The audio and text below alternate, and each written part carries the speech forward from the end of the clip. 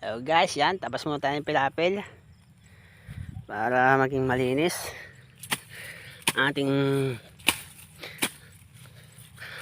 palayan. Ayan, tabas muna. So wala tayong tubig din sa ating palayan, walang takbo ang irrigation. Kailangan pa naman nating patubig din sa ating palayan. So, ayos lang, may awan Diyos, ulan. Yun, linis muna tayo ng pilapil para mas magandang ating ani. Yun,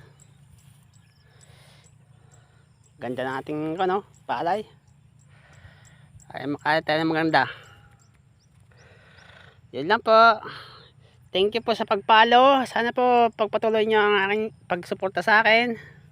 And